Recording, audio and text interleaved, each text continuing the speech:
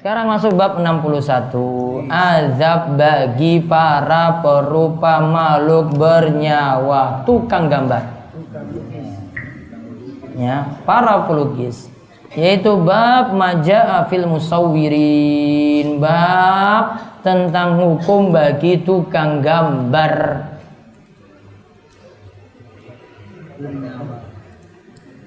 Di sini yang dimaksud dia itu melukis atau menggambar makhluk bernyawa yang punya roh. Yang punya roh berarti apa? Manusia. Hewan masuk atau tidak? Masuk. Berarti dia gambar manusia dan hewan. Entah bentuknya itu gambar 2 dimensi atau patung 3 dimensi. Paham ini ya? Entah bentuknya itu gambar 2 dimensi, cuma gambar datar, atau dia bentuk jadi patung. Kita bahas di sini orang yang buat ya. Kita nggak bahas di sini hasil gambarnya. Ini lagi bahas orang yang buat, bukan membahas gambarnya kalau dihasilkan gimana. Itu hukum tersendiri. Ya. Kita batasi di situ dulu. Gimana kalau buat dulu? Masalahnya kalau gambarnya sudah jadi, kita temukan di mana-mana ini. Iya kan? Ya, kita temukan di mana-mana. Sekarang kalau ini mau dibuat bagaimana hukumnya? Sekarang kita lihat hadis-hadisnya langsung. Namun di sini dicatat kenapa gambar ini sampai dibahas di sini? Karena tukang gambar menandingi dalam hal perbuatan Allah. Menandingi dalam hal perbuatan Allah.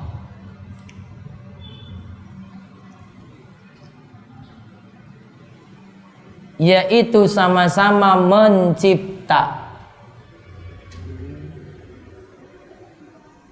Allah menciptakan sesuatu kan, makhluk jadi. Tukang gambar juga buat seperti itu. Namun bedanya kalau Allah ini jadi bisa gerak, bisa jalan. Kalau tukang gambar gimana? Kalau disuruh tiupkan roh, bisa enggak? Enggak bisa. Namun dia dalam hal perbuatan sama-sama mencipta, dia lakukan sama. Allah tidak ingin ada tandingan. Allah tidak ingin ada tandingan. Nah, dari pengertian ini saja berarti kalau ini gambar yang dihasilkan itu bukanlah sesuatu untuk menandingi proses penciptaan, berarti tidak masalah. Seperti gambar yang dihasilkan dari kamera atau video, karena itu gambar yang persis sama, itu gambar yang sama. Nggak dia reka-reka, nggak dia buat. Ya, di situ nggak disuruh tiupkan roh, karena apa? Wah, itu pas persis kok asli. Kalau ini tukang gambar dia reka-reka, oh hidungnya gini, oh mulutnya gini, oh ini kepalanya gini, oh ini badannya gini. Nah itu disuruh coba kamu tiupkan roh sekarang. Sekarang kita lihat hadisnya.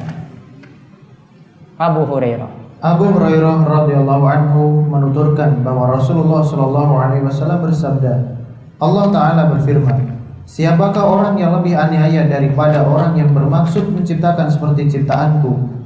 Kalau bisa, ciptakanlah seekor semut, ciptakanlah sebutir biji, atau ciptakanlah sehelai rambut saja. Siapakah orang yang lebih aniaya daripada orang-orang yang bermaksud yakhluqu ka khalqi, mencipta seperti ciptaanku, artinya punya roh. Fayakhluqu dzarratan, coba kalau bisa ia ciptakan seekor semut saja. Kecil loh, ini ditantang oleh Allah. Bisa nggak? Nggak bisa. Atau buat satu biji saja terus itu hidupkan. Atau ciptakanlah sehelai rambut saja yang itu bisa tumbuh. Nggak bisa. Terus diriwayatkan oleh Imam Bukhari dan Muslim. Diriwayatkan oleh Imam Bukhari dan Muslim dari Aisyah radhiyallahu anha bahwa Rasulullah shallallahu alaihi wasallam bersabda, orang yang paling berat siksaannya pada hari kiamat adalah orang yang membuat penyerupaan dengan makhluk Allah. Asyaddun nasi adzaban yaumal qiyamati alladzina yudahiuna bi khalqillah. Orang yang paling berat siksanya pada hari kiamat adalah orang yang membuat penyerupaan dengan makhluk Allah. Garis bawahi, orang yang membuat penyerupaan dengan makhluk Allah. Kalau tadi dalil yang pertama, garis bawahi, orang yang bermaksud menciptakan seperti ciptaanku.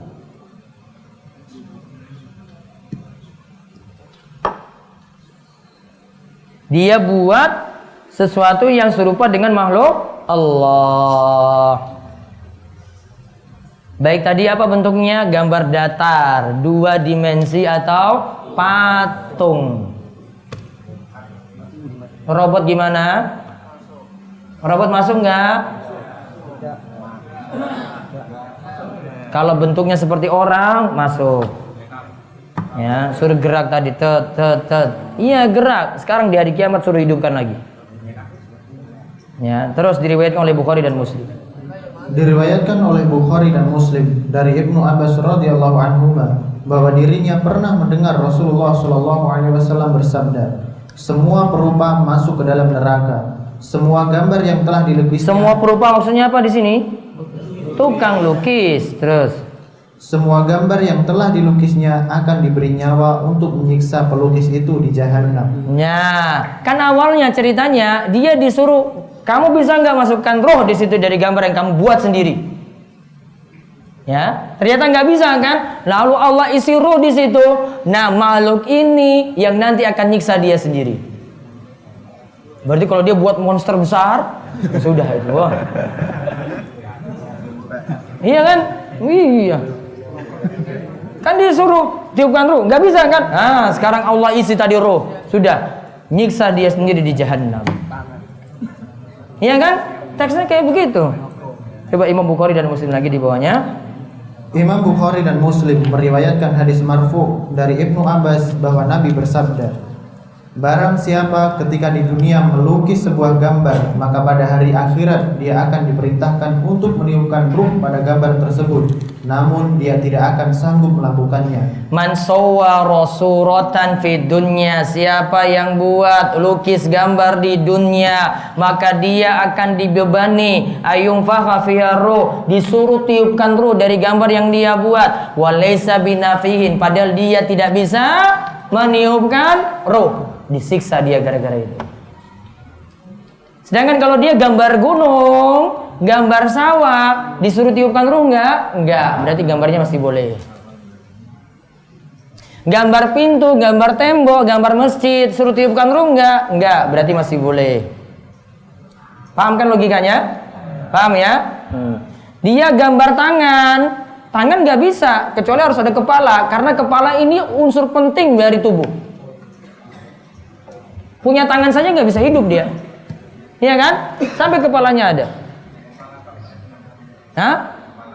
Kepala ini Nabi SAW katakan kepala ini yang menunjukkan makhluk. Berarti kalau kepalanya dihapus, gitu, nggak ada di sini, kosong kepalanya, cuma gambar muka gini saja gini. Namun sini kosong, boleh. Karena nggak ada mukanya. Namun kalau ada mukanya, tiupkan ruh kamu situ. Apa? Karikatur monster lagi. Hah? Mau disuruh tiupkan ruh di situ? Itu aja logikanya. Kalau itu disuruh tiupkan ruh nggak bisa, itu kena siksa. Oh, berarti gambar ini nggak boleh. Apa? Sama kan berarti? Boneka? Sama. Hati-hati. Saya bahas tadi orang yang buat loh ini. Beda dengan orang yang manfaatkan. Yang buat lebih berat.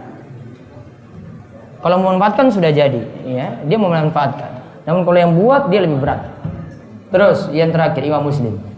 Imam Muslim meriwayatkan dari Abu Al-Yaj, dia menuturkan bahwa Ali berkata kepadanya, maukah engkau aku utus demi misi bagaimana ketika Rasulullah SAW mengutusku, yaitu janganlah engkau biarkan satu gambar pun melainkan menghapusnya, dan jangan pula engkau biarkan satu kubur pun yang menonjol melainkan engkau ratakan. Yaitu gambar, ada 2 larangan sini. Gambar melainkan itu dihapus. Apa tadi yang paling penting, unsur paling penting dari tubuh apa? Wajah. Maka wajahnya dihapus. Karena tekstual hadis bilang seperti itu. Juga kalau ada kubur dibuat jangan terlalu tinggi, maksimalnya 1 jengkal. Kalau itu tinggi diratakan, tinggal 1 jengkal saja berarti. Berarti kalau pakai apa? Nah, sudah berapa jengkal itu? Nah, hitung dewe. Ya, hitung aja sendiri. Disuruh ratakan. Siapa yang bilang tadi? Ali bin Abi Thalib. Padahal orang yang mengagungkan Ali itu kuburnya tinggi-tinggi, itu orang Syiah. Kuburnya tinggi selangit itu.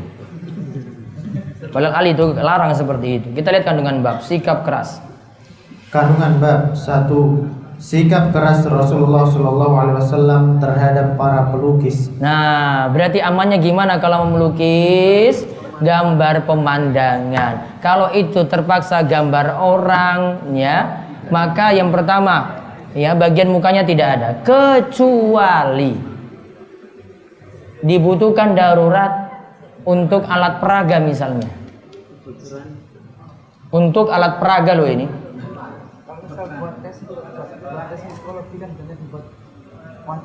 Nah, tes psikologi, suruh buat wajah orang. Terus buat orang yang kita cintai, bukan buat gambar. Kita untuk melihat. Baiknya tidak, bukan darurat. Beda dengan alat peraga tadi. Sebagian ulama masih bolehkan ini. Namun diminimalkan di situ. Sama seperti gambar di sekolah juga, diminimalkan dengan tidak membuat muka itu utuh. Ya, ini saya sampaikan apa adanya loh. Ya, mau nerima ya alhamdulillah, nggak mau nerima ya sudah. Ya, terus yang kedua. 2. Diterangkan bahwa sebab larangan itu adalah karena perbuatan itu tidaklah sopan kepada Allah, karena Allah berfirman, siapakah orang yang lebih aniaya daripada orang yang bermaksud menciptakan seperti ciptaanku. Berarti menandingi ciptaan Allah. Yang ketiga, pernyataan tentang kekuasaan Allah dan lemahnya para perupa. Hal ini berdasarkan firman-Nya, kalau bisa ciptakanlah seekor semut atau ciptakanlah sehelai rambut saja. Menunjukkan Allah punya kuasa yang besar, sedangkan kita makhluk ciptakan semut saja nggak bisa. Gambar semut disuruh tiupkan ruh, untuk makhluk yang kecil seperti ini saja tidak bisa. Maka jangan sombong di hadapan Allah. Terus yang keempat, dijelaskan bahwa para pelukis adalah orang yang akan mendapatkan siksaan yang paling berat. berarti kalau profesinya pelukis bagaimana? Bagaimana? Cuma ganti gambar pohon, gunung, jalan, sawah, tembok. Berarti kalau dia gambar cewek-cewek cantik dulu gimana berarti? Ganti profesi. Buatan halal itu. Terus yang berikutnya, Allah akan menciptakan ruh pada tiap gambar yang dibuat untuk menyiksa pelukisnya di Jahannam. Tadi kan suruh tiupkan ruh, dia kan nggak bisa. Maka Allah isi tadi. Terus makhluk ini yang nanti akan menyiksa dirinya. Terus berikutnya, Allah memerintahkan pelukis itu untuk meniupkan ruh pada gambar yang dibuatnya. Allah memerintahkan pelukis itu untuk meniupkan ruh pada gambar yang dibuatnya. Yang ketujuh, perintah untuk menghapuskan gambar tersebut jika kita menemukannya. kita diperintah menghapuskan gambar tadi jika kita menemukannya. Baik, kita tutup dulu dengan doa kafaratul majelis. Subhanakallahumma bihamdika asyhadu an la ilaha illa anta astaghfiruka wa atubu ilaik. Assalamualaikum warahmatullahi wabarakatuh.